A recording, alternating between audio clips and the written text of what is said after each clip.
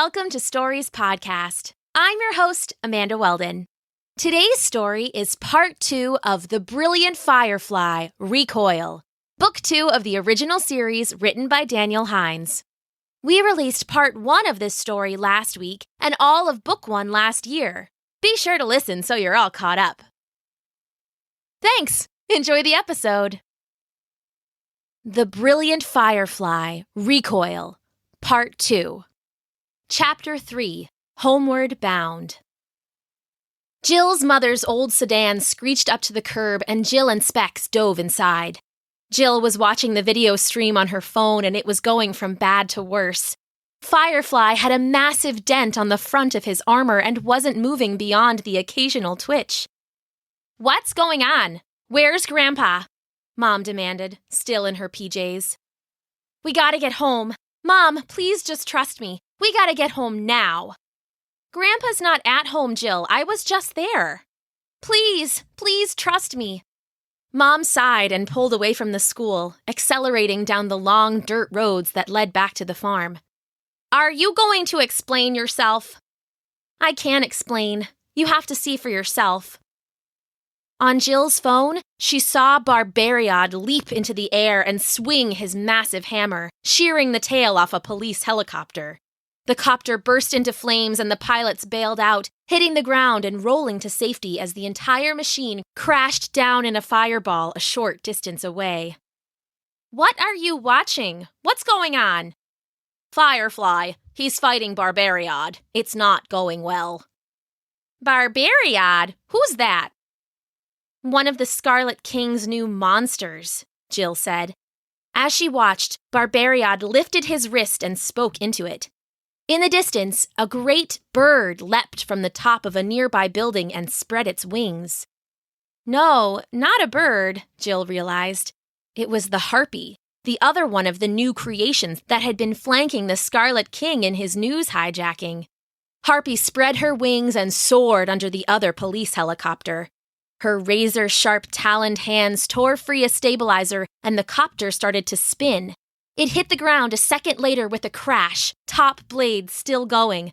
The pilot spilled out and ran away as the unbalanced helicopter literally spun itself into pieces, shrieking, twisting metal whipping and spinning into the air. They pulled into the driveway. "Well, what now?" Jill was already out the door, Specs and her mother chasing after her.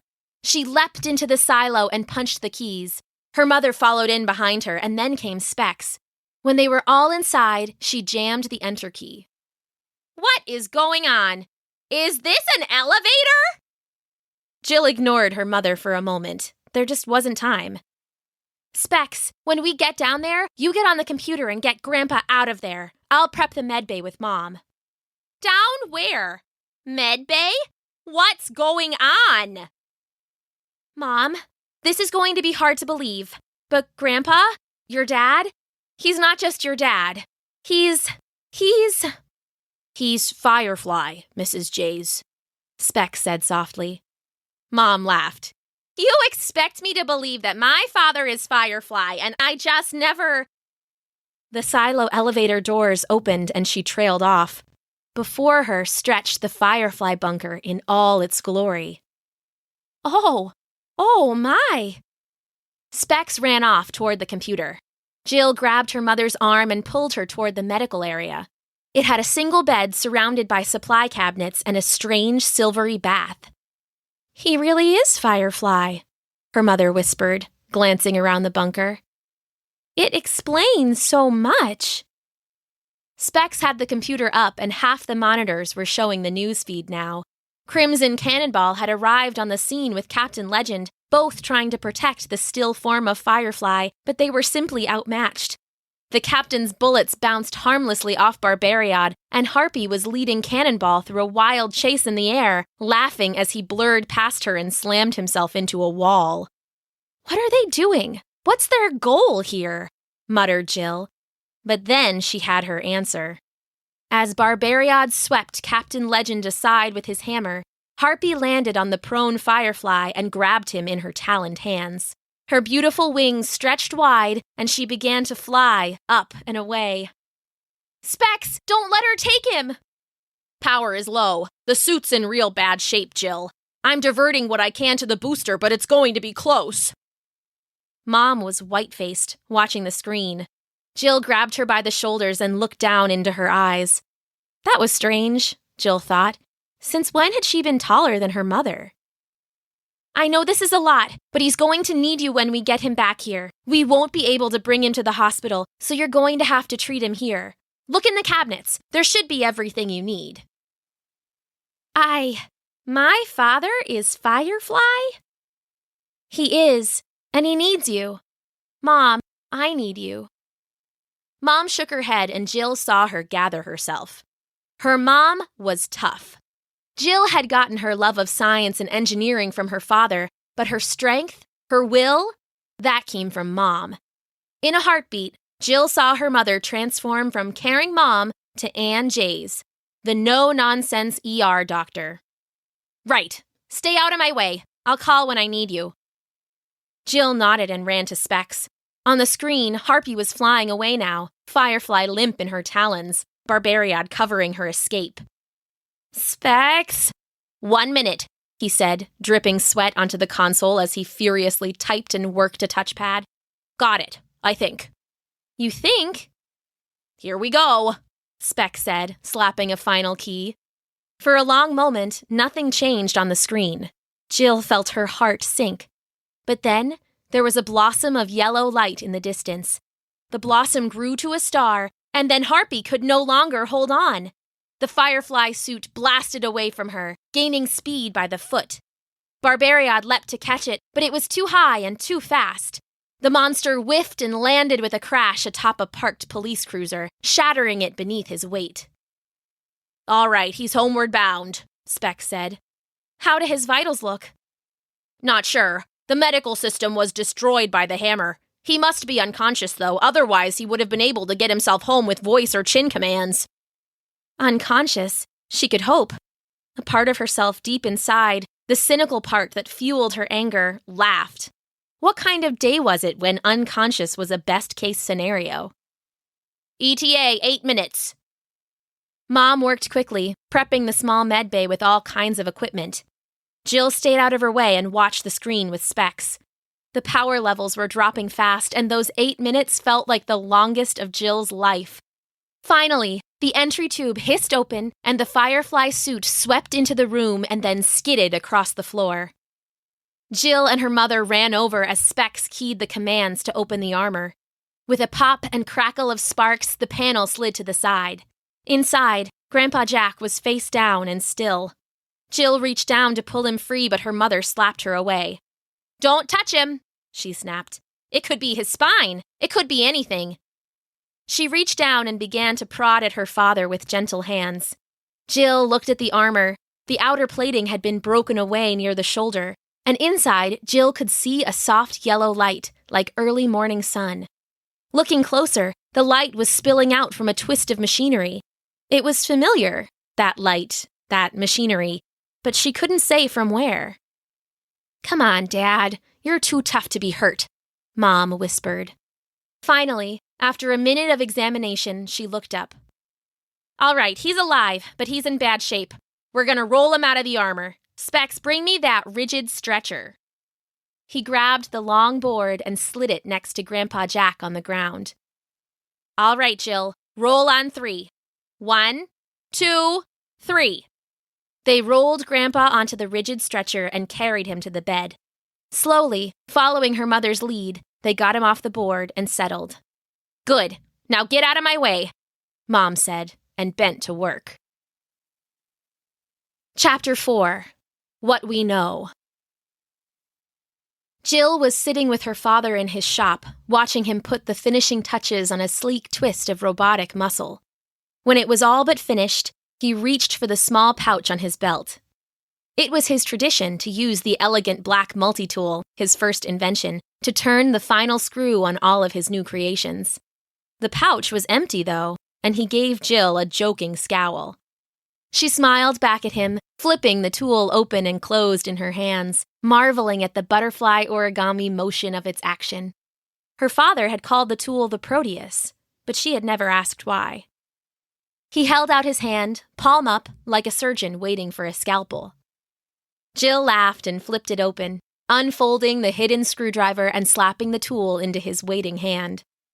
He bent down to the gleaming, interlocking robotics in front of him and then paused. After a moment, he handed the tool back to Jill. "You finish this one," he said. Jill just stared at the Proteus, that well-worn tool, and found herself speechless. She didn't reach for it. She didn't move at all. "Come on, you did half the work on this one. I think it's time for your first finishing touch." He held out the tool in one hand and a small conductive screw in the other. Jill took them both in shaking hands. "Go ahead, drive it home, Jillybean." Flushing with pride and love for her father, she set in the little screw and gave it 3 slow turns. As soon as the screw was seated, the robotic muscle twitched and then settled, humming with energy. Light spilled from the joints in its weave, beautiful light, radiant light, soft yellow light like the early morning sun. Jill, honey, wake up." Groggy, Jill opened her eyes. She had fallen asleep curled in a ball on a chair near Grandpa's bed in the med bay. "Grandpa?" she asked as the memories came flooding back. "He's okay," Mom said, shaking her head with a small smile. "Tough old man. He's in his recovery bath now. Said it's like a massage chair, but for your whole body." She gestured to the tub full of silvery water. Grandpa was sunk in up to his chin, snoring softly. Even as she watched, tendrils of the silvery water climbed over his face like ivy, spreading wherever they found a bruise or scrape. "How bad was it?" Her mom's smile faltered. "Pretty bad, Jill. All his ribs were broken and one punctured his lung. If we hadn't got him back as fast as we did..." She shook her head. "Well, he's lucky to have you watching out for him." "Us. He's lucky to have us," Jill said, enfolding her mother in a tight hug. Her mother hugged her back and then rubbed her eyes. "All right, he's out of danger and I'm running on fumes. I already sent Specs on home. I'm going to get some sleep on one of those practice mats over there. You keep an eye on him and you come get me when he wakes up, okay? We all need to have a very long talk about all this." "Okay, Mom," she said, and passed her blanket. Mom gave her a hug and laid herself down on the soft mats, cocooning herself in the blanket. A few minutes later, her breathing became slow and regular, and Jill knew her mother was out cold. She sat and hugged her knees. Thinking of her dream, she pulled the Proteus out of her pocket and slid it open and closed, the complex origami trick of it clearing her mind. It had really happened, that dream, just a few months before her father had been killed. He had designed a new kind of synthetic muscle, the exact same one Jill saw beneath the cracked plating of the Firefly suit. She tried to think of what it could mean, but really, there was only one answer. She walked over to where Grandpa Jack sat snoring in the tub and shook him gently by the shoulder. He didn't move, but his eyes fluttered slowly open. "Jillybean," he croaked. "What happened? Last thing I remember, I got an almighty big hammer to the chest." As he talked, the silver ripples danced on his skin, healing the damage beneath. "I saw it on the news, me and Specs. We came back to the bunker and Specs remotely piloted the suit to get you home." Grandpa Jack grunted. "You shouldn't have gotten involved, but I guess I'd be a goner if you hadn't, so I can't give you too hard a time." "There's more. You were hurt? Even once you were back, you still might not have made it." "Then how did..." He shook his head. "Of course. You told your mother. How much does she know?" "She's asleep on the practice mat behind you," Jill said. "So, yeah." Grandpa sighed. "You shouldn't have done that, Jill. I've kept it a secret her whole life and you just went and threw it away. It wasn't your secret to tell." Jill felt the matchstick of anger flare up, shaky and sick in her gut. And dangerous. That too. "Not my secret? We saved your life. She saved your life. I should have let you die instead? It's nothing but secrets with you. How many more are you keeping?" "Now listen here." "She thought you didn't care about her. Her whole stupid life she thought you would rather work at your lab than be with her. I had to keep her safe. Firefly had to keep everyone safe. And she doesn't deserve to know that? Jill said, yelling now. Don't you think it would have made her feel better to know her dad was out there saving the world and not just working to be away from her? She knows now. No more secrets, okay? No more secrets? Tell me then, how long was my father working for you? If Jill hadn't been sure before, the look of shame and shock on her grandpa's face confirmed her suspicion. How did you know that? The suit got smashed open when Barbarian hammered you. I saw inside. The muscle. Grandpa Jack hung his head. Your father let you see that, huh? He let me turn the final screw, Jill said sadly, holding up the Proteus for her grandpa to see. How long? I met him before your mother did, actually, Grandpa said slowly. I had some friends at MIT, Stanford, some other schools. I told them I had big government internships for the Department of Defense, but only for the best of the best. I had a few people working for me. A materials expert in Kyoto, a young woman who specialized in robotics out of Berkeley, and your father. And they didn't know what it was for? None of them did, not at first. The others never figured it out, but your father, well, you know how smart he was. More than smart, intuitive. He worked on some of the strength application stuff for me. Serious power. Lets the suit carry 100 tons of weight way beyond what anyone thought was possible. He started to worry about how it was being used. He was a good man, Jill. I don't have to tell you that. He saw all the supervillains, saw the Scarlet King's giant battle armor, and thought that maybe he was making stuff for the bad guys. Next batch he sent me, he hid a clever little tracker inside. Didn't show up on any of my scanners. He tracked the muscle, compared it to news footage of super battles, and figured out I was Firefly. Once he knew I was one of the good guys, he tracked me back to my base at the time. It was a bunker like this, under a little house in the suburbs. I had built an entire housing development through a shell company, a gated community, and hid the bunker under the whole thing. Let normal people move in. It was good cover. And then you introduced him to my mother? Grandpa Jack laughed ruefully. Lords, no. He tracked me right back to my little house one night and knocked on the door, bold as you please. I happened to have your mother visiting that weekend, so when he showed up, I had to pretend like he was just stopping by to chat about work. Well, he and your mother were about the same age, and she invited him to stay for dinner. Most awkward dinner of my life, your mother flirting with your father, him dying to ask me about the suit and having to make small talk instead. He laughed, shaking his head. What happened next? Jill asked. We fell in love, said Jill's mother, standing, blanket still wrapped about her shoulders. We fell in love and got married and had a beautiful little girl, and he never told me what you two were doing. She crossed over and stood next to Jill, hugging her close. Why did he never tell me, Dad? Why did you never tell me? Grandpa Jack closed his eyes. He suddenly looked his age. The laugh lines on his face looked deeper, his skin pale and tired. We didn't want you to worry. You mean you didn't want me to make you stop? Grandpa sighed. That too. But we did stop when Jill was born. He wanted out. That's when we came up with the plan to retire. The Battle of the Bay, Jill whispered. Grandpa nodded. The Scarlet King wanted me gone, wanted to be the legendary genius that took down Firefly, but she could never beat me. So when Jilly was born, I offered him a deal. I save the city, we both pretend to be destroyed, and we both retire. The Scarlet King gets to go back to his hideout, no more authorities chasing him, and be a legend. Your father and I keep our family safe. But you never stopped working on the suit? Jill asked. Grandpa Jack smiled. Old habits die hard. Your father and I kept improving it, just in case it was ever needed, but the Scarlet King kept his word.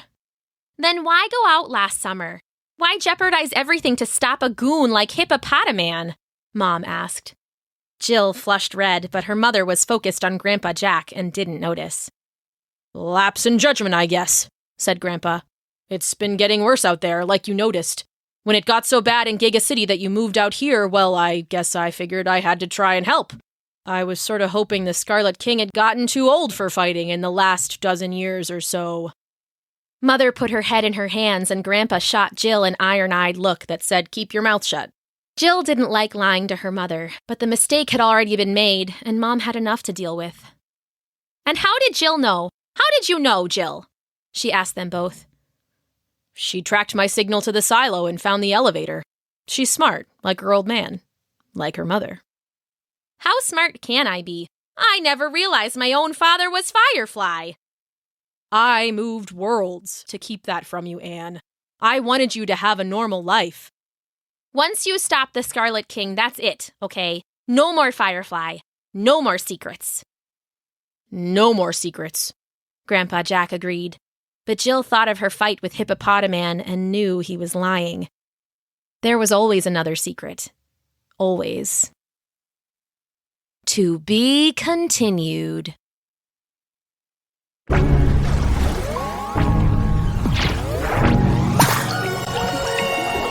Thanks for listening!